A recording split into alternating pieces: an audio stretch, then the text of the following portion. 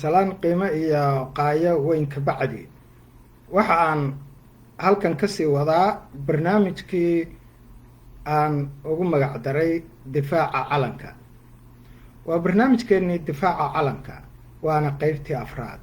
qeybta afraad waxa aan ku gudagelaynaa halkii ay noogu joogtay qeybta saddexaad ayaan kasii wadaynaa, oo waxa ay ahayd difaacan calanka, oo markaa dhinacyo badan aan ka taabtay, iyada oo marka ugu horeysa ay ahayd in aan ka difaacay kuwii been abuurka sameeyey ee yiri waxa uu ka yimid meel wax shaydaan lagu caabudo, oo qolo shaydaan caabudo oo sixiroolayaal ah oo Maraykan degan ayaa sameeyey. waxaan soo tusay qoladaasi oo maaragtay inaysan calankan iyo calan u dhow toona lahayn, calanka la leeyihiin, in aysan waxaasoo dhan waxba ka jirin, inay wixii been tahay. wixii oo dhan baan si fiican usoo dhigdhigay qofkii qeybta koowaad daawada oo la socda.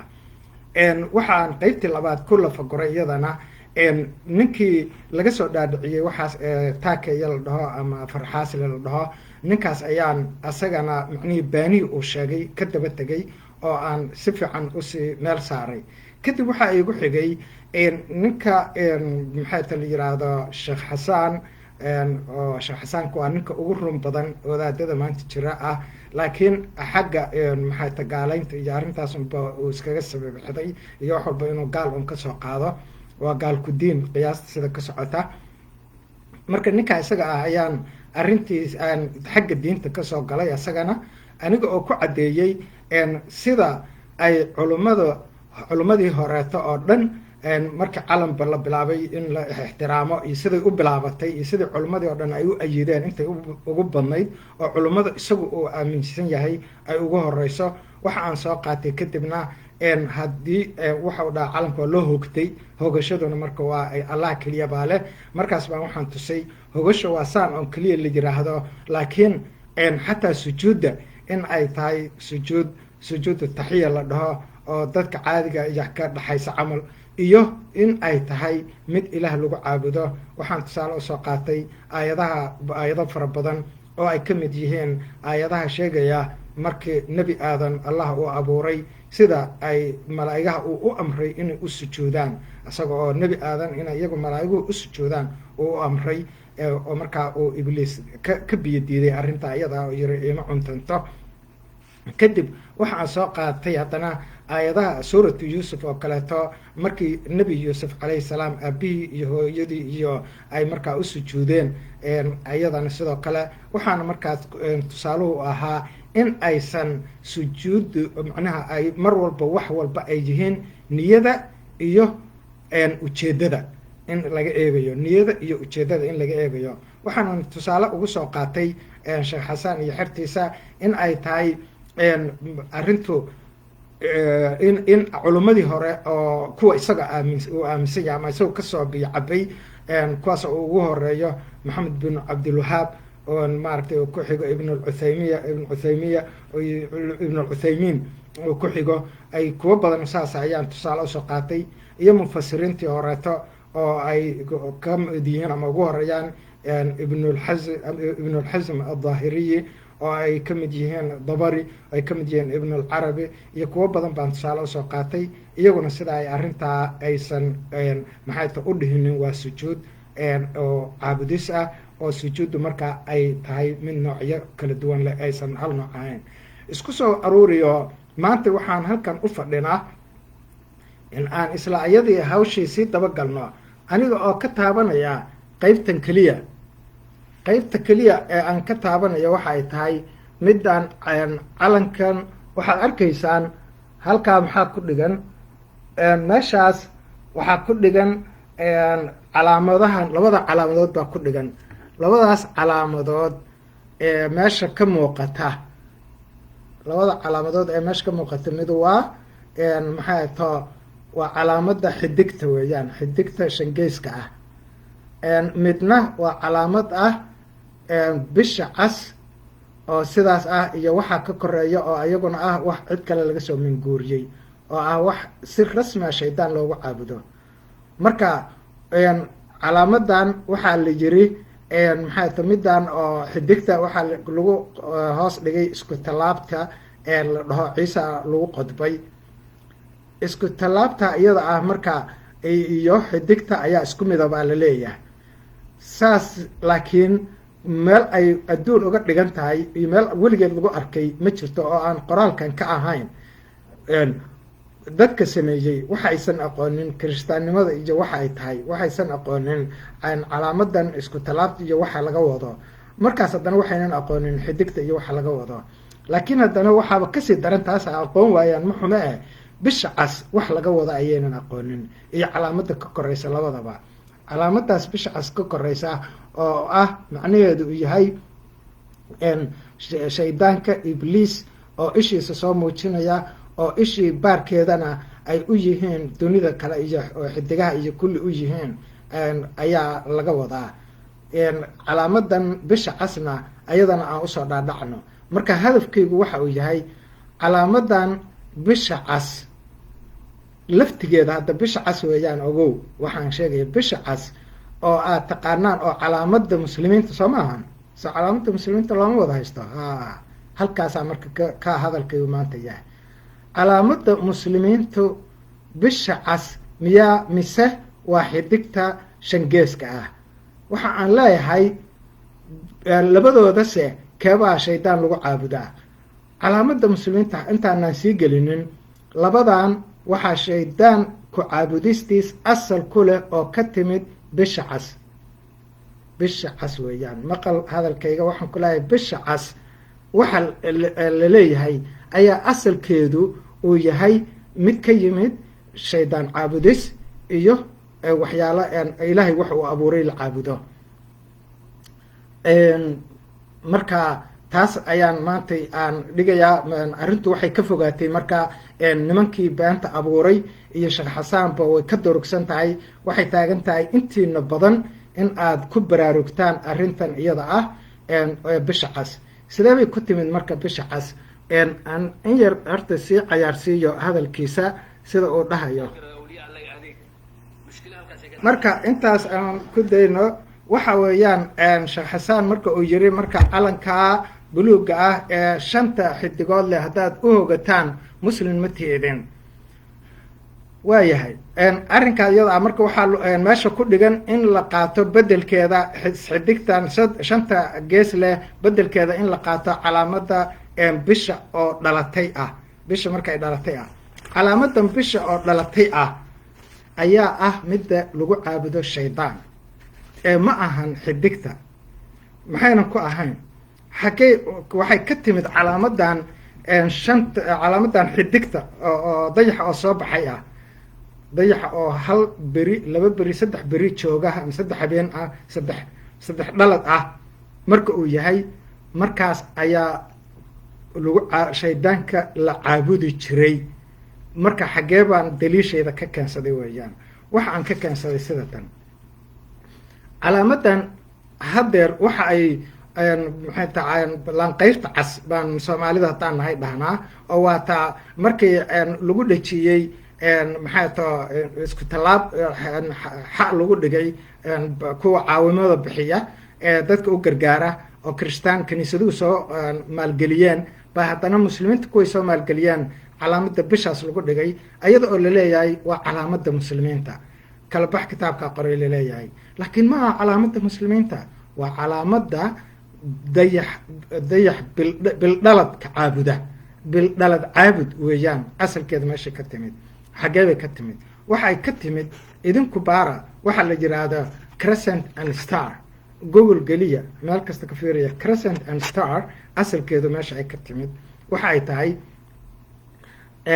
turkiga ayay calaamad u ahayd markii ugu horeysay.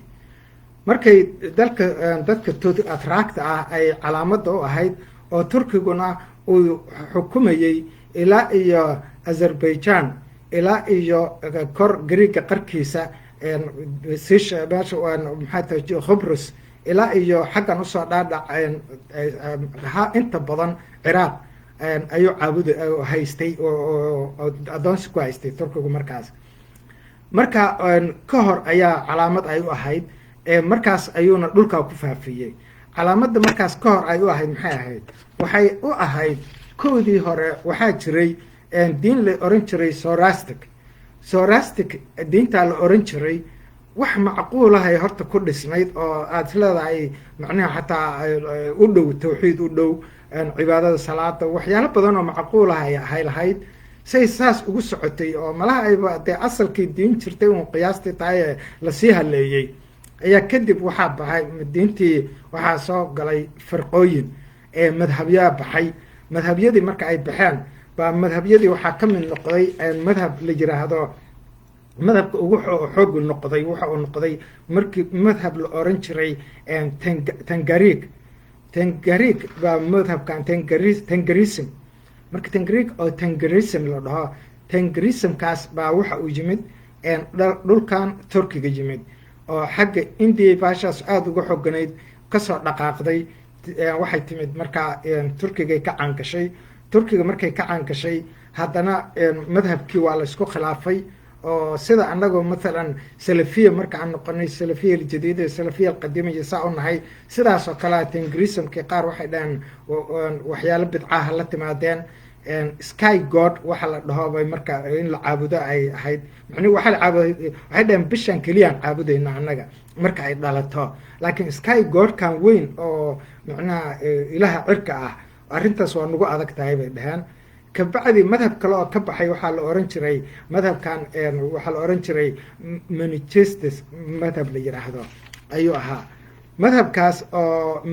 manichaism la dhaho baa waxa uu isaguna uu ku dooday in bisha marka ay dhalato yes waa caabudista ugu mudan baa laleeyahay laakiin haddana waa in lasii caabudaa markaas bisha oo dhan la caabudaa oo ilaa bisha 15aadka marka ay noqoto in caabudisteeda la wada weeye markaas waxa ay la baxeen waxa la dhaho starshipkii markay saa noqdeen haddana madhab kalaa ka baxay oo meesha kuwii jiray waa takfiiriyeen kuwaas markii la takfiiriyey madhab kale oo nestorianism la dhaho nestorianismka ayaa soo baxay waxay dhaheen hala isku daro bisha marka ay dhalato iyo xidigta starka marka hala isku dhex daro labadaas marka la isku dhex daro guduud ha laga dhigo marka guduud laga dhigo sidaasaan arrintii ku heshiin karnaa oo maslaxo ah aan sidaas ku wadnaa la jiray arrintii markay halkaa marayso xoogaa waa sheekadii waa sii xumaatay oo waxay gaartay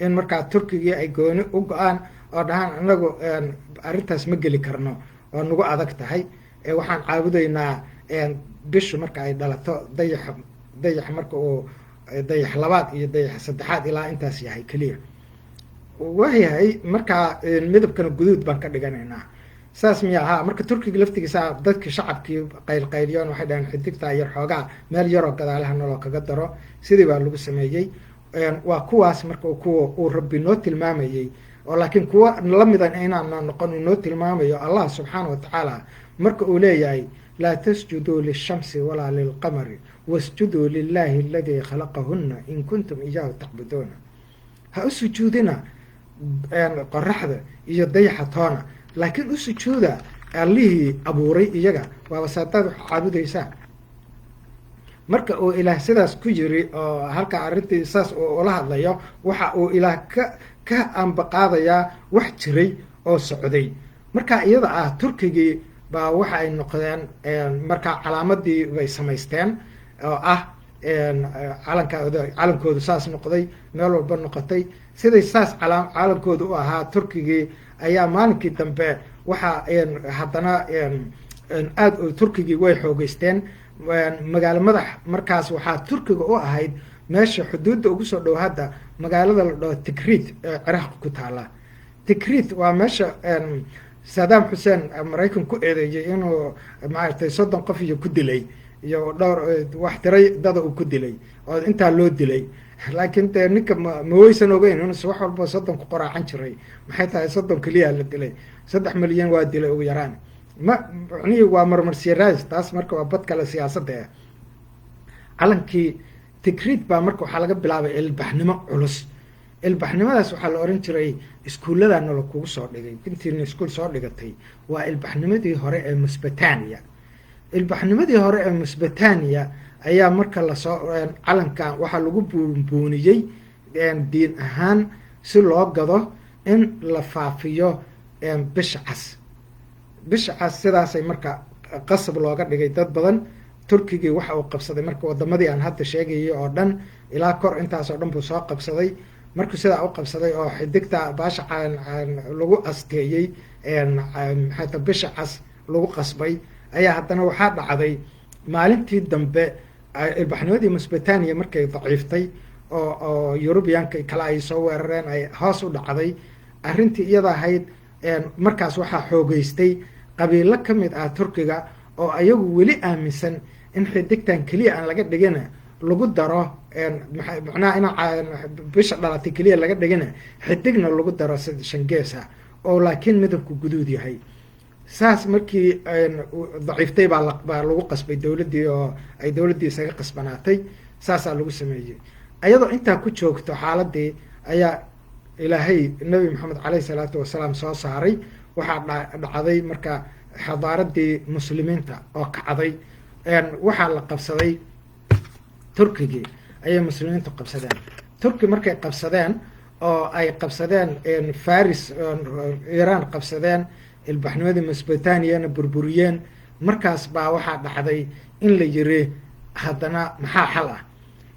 turki marka waa naga goonsan yihiin, waa naga caqli qatarsan yihiin xagga siyaasadda marka la fiiriyo. soomaalidu dhibka ugu weyn oo haystaa caqligooda waa active mar walba, waa dad ficil leh, laakiin deganaanteedna xoogaa wax ku jiraan. inaan deganaan u xisaabtano, meel dheer ka fikirno, intaasaa xoogaa dhib naga haystaa. taas marka waxaa dhacday turkiga waa fikireen, waxay dhaheen go-aan ay markaas ka hor iiraan qaateen oo ah go-aankaas ilaa hadda waa siyaasadda lambarada ugu horeeyay ka mid tahay. waxaa la dhahaa if you cannot defeat them, be a part of them and destroy them from within. haddaanad waxaan ciddan ka guulaysan karin oo iska jebin karinin, waxaa samaysaa ayaga ka mid noqo. markaa ka mid noqotidna haddana gudaha kasoo burburi. go-aankaasaa la qaatay. waxay dhaheen war ciddaan inta ka mid noqono aan haddana isla ayaga dhexdooda diinteenna kusii faafsanno oo waxooda aan sii qaladno. markii intaas la yiri ayaa waxaa dhacday arrintii sidaasaa lagu waday. go-aankaasaa la qaatay. go-aankii isaga ahaa oo la qaatay baa waxa uu noqday muslimnimada intaan aqbalno aan haddana dhaqamadeenii kuwii ugu muhiimsanaa kusii dhex darsanno. waayahay yaaba kala saaraya. calankooda ay iskala soo baxeen oo calaamadaa sida uu maanta ugu yaalaa. marka calaamadani waxa weeyaan 10,000 oo sano, macnaa 80,000 70,000 oo sano camal bay shaqaynaysaaba baashaani. markay sidaas ay ku socotay ayaa waxaa dhacday calanka baasha sidaasaa lagu waday. heshiis kasii horeeyey kaasna waxaa la oran jiray heshiisyadii Nicaea conference iyo meelo kale oo dhan lagu galo kirishtaanka lagu baabi'iyay ahayd. oo waayadii dambe marka lasoo saarayo in maaragtay maalinta axaddu ay tahay maalinta fasaxda, meesha bibleka ay uga dhigan tahay sabti uga dhigan tahay, meesha qur-aankana sabti uga dhigan tahay, meesha ay ciise mar u dhashay iyo raadkiisa toona lahaynin, ciise macnihii raadkiisa oo diiniga ah lahayaaye meesha ku dhashayna waa lahayaa baytulaxam, laakiin saacaddii u dhashay iyo xilligii u dhashay iyo waktigii lama garan karo. markaasaa haddana la yiri 25 December. marka 25 December sida ay ku timid oo ahaa heshiis lala galay kuwii turkiyiinta iyo ahaa oo bisha caabudayay, kuwii Lubnaan iyo ahaa geedka hadda la dhaho Christmas tree-ga caabudayay, kuwii dayaxa caabudayay buuxa, kuwii caabudayay qoraxda. wixii oo dhan inta la isu keenay heshiisyo lagu sameeyey oo maslaxo ahaa oo bal waasha aan isku darsan ahaa. sidaasaa lagu soo gaaray. tii bay kusoo wadeen marka qaabkaasay kasii duulayeen turkigii. halkaa marka ay sameeyeen waxaa bilaabatay markaa turkigii oo xoog leh oo muslimiinta macnihii u ah waa caarad u ah. magaalo madaxda muslimiinta waxay noqotay Istanbul. markay noqotay Istanbul waxaa dhacday in la yiri waaya Istanbul miyaa halkaas ay ka socotay. muslimiintii oo dhan tabar kalaba ma lahayn. turkigii baa alla u baxshay, asagaa qabsaday ilaa Soomaaliya, ilaa Carro oo dhan, ilaa iyo Jazrul Qumar. carrada dhan buu qabsaday. Jazrul Qumar waxa weeyaan Kenya iyo badda xagga meel u dhaxaysa, wadan u dhaxaya Afrikaana. halkaas baa marka waxay noqotay arrintii xoog ku yeelatay. waxaa la faafiyey calaamadan. calaamadan marka waxaa wadamadii ay tagtay oo dhan baa lagu qasbay oo xataa soomaali ku jirto oo haddeerba dadka soomaalidu ay caad mar kasta oo ay wax sheegayaan muslim ka hadlayaan calaamada un laga dhigaa maaragtay bishii oo dhalatay ama yar, iyadoo qaar xataa iska leeyihin waxaa laga wadaa bisha ramadaanka iyo marka, laakiin sheekada ka weyn. qisada idin wado waxaa jirtay wadamadii ay qabsadeen turkigu oo ay ugu horeeyeen Algeria, Morocco, baalkii Libya, kuwaas oo dhan ilaa hadda calankooda waa in laga helaa bisha cas oo saana. bisha cas baa la dhahaa, bisha buluuga lama dhaho, bisha guduudan la waayaa. maxaa guduud keenay? guduudkii hore waaye. bishii guduudnayd baa marka ay calaamad u ah wadamada oo isugu jira ka bilaabato Libya iyo Morocco iyo Tunis iyo Libya iyo Algeria iyo Libya iyo xagga u soco Azerbaijan iyo Pakistan iyo kulli waa calaamadaas ilayn. Pakistanta waxay ka dhigataa cagaar meesha guduudka, hor isu soco Malaysia iyadoo guduud ay sii leeyihiin. sidaas ay wadamo badan ay ku noqotay, baashaas ay ku jirtaa. laakiin jusr alqumur way leedahay calaamadaas. maxaa keenay waxaasoo dhan? marka waa marka turkigii waxa ay faafinayeen weeyaan. kabacdi intaas keliya kuma harinin, iyadoo weli ay muslimiintu ay diidan yihiin markaas ayaa waxaa timid xiliyo dhexe markii kiristaankii ayagana deeqaha iyo la bilaabayay baa la yiri hadda muslimiin lacagna waa dhiibaysaan, idinkana bal calaamada aan kugu dhigno keensada, ama urur inta samaystaan urur ayaguna lacagta ku arursadaan oo meelihii dagaal ka dhacaan iyo ay wax ku geegeeyaan. hadda waa inay calaamad yeeshaan. calaamadii marka dadka ugu badnaa maxay noqotay? bisha cas bay noqotay. bishii caseyd markii la samaystay ayaa waxaa la dhaqan geliyey haddana in bisha cas laga dhigo calaamada muslimiinta. goormaa la dhaqan geliyey? anaa taagnaa, anigaanaaba joogay maalinkaas laga dhigayo. war ma qabtaan? waa hadda dhow 1970 dhammaadkeedii ilaa iyo 80 ayaa la sameeyey in officially la dhaho, waa loo aqoonsado si rasmi ah in ay bisha cas tahay calaamada muslimiinta lagu garto. ilaan hindu mid lagu garto leeyahay, cid walba mid ay leedahay. ayaga muslimiinta waa inay calaamad yeeshaan, tanaa la jiray. laakiin calaamadiinba calaamad xaggee ka timid? maxay ka timid qoladii shaydaanku u sheegay in ay caabudaan bishu marka ay dhalato, oo iyaguna 10 jeer isii khilaafay, oo asalkii ku fusal lahaa diintii sorastiga ku shuqul lahaa oo ku lug lahaa. halkaas ayay kasoo timid bahashani. maxay too sidaas ay calaamadan oo bisha cas ku timid. waxa ay soo hoosgelaysaa si cad u tahay marka uu allah leeyahay laa tasjuduu lishamsi walaa lilqamari wasjuduu lilahi aladii khalaqahunna in kuntum iyaahu tacbuduuna. halkaasay soo gelaysaa, ha u sujuudina bisha iyo qoraxda toona, dayax iyo qorax toona, balse u sujuuda allihii abuuray. haddaad wax caabud aada u dan leedihiin intaas keliya weeyaan. calankaa kuu saaray. calankan isaga ah diinta islaamka marka qiimaha uu ka leeyahay. qiimaha uu diinta islaamka ka leeyahay waa marka koowaade waxaan usoo qabsanayaa aayadda allah subxaanahu watacaala uu ku leeyahay waaciduu lahum ma stadactum min quwatin wa min ribaadi alkhayli turhibuuna bihi caduw allahi wa caduwakum. diyaarsada wax alla wixii karaankiina ah ee xoog ah, ee xiilad ah, ee aada markaas ay ku jirto sifardihii aad jarabarayseen oo dagaalka ahaa ay ku jiraan. intaas oo dhan markaa iyo waxyaalahaas oo dhan oo dadka aad ku cabsi gelinaysaan.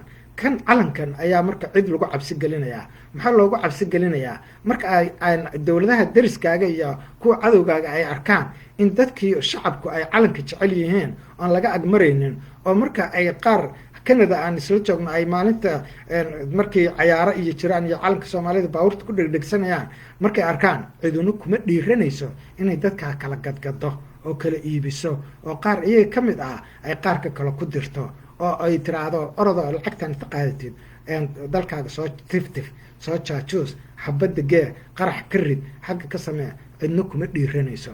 marka maxay tahay? waa cabsi gelisay. calankii sidaasaa u cabsi gelisay. maxaa usii daliil ah marka?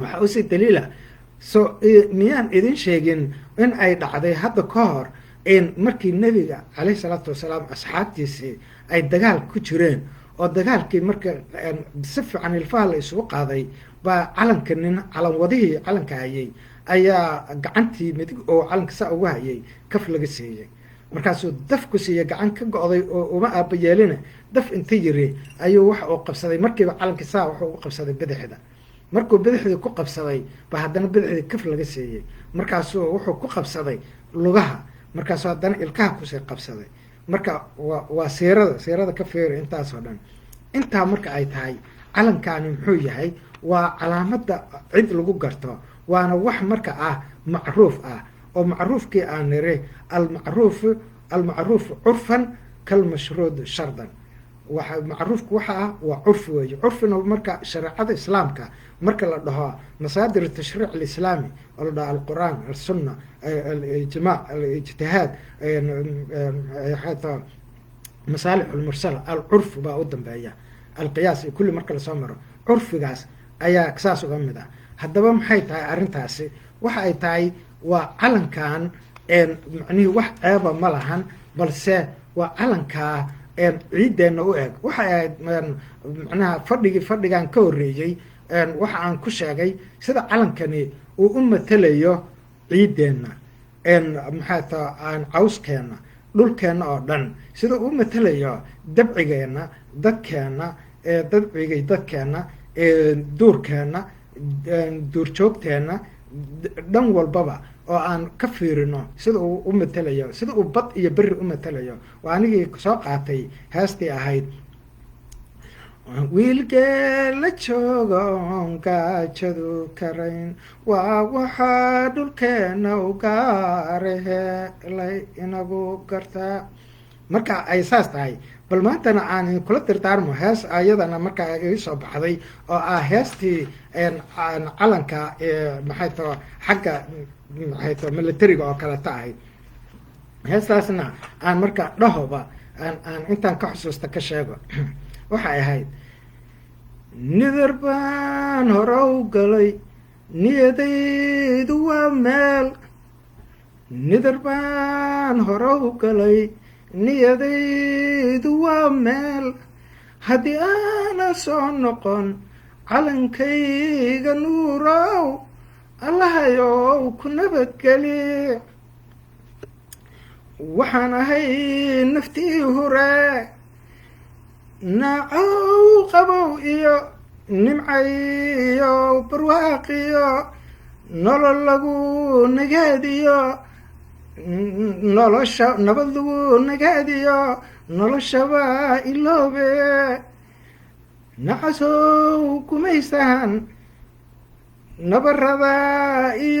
nabarada qarsoon iyo nicaan harayn iyo igu reebay naafada nabad lama wadaage marka sorry dee codkaa iska kay xiran baryahan laakiin waxaa lagu jiraa xilli qabow iyo wax isku kaayo darsameen laakiin nuxurka waxa uu yahay nidar baan hore u galay niyadaydu waa meel haddii aanan soo noqon calankayga nuurow allahayow ku nabadgeli fadlan faafi oo meel walba gaarsiya haddaba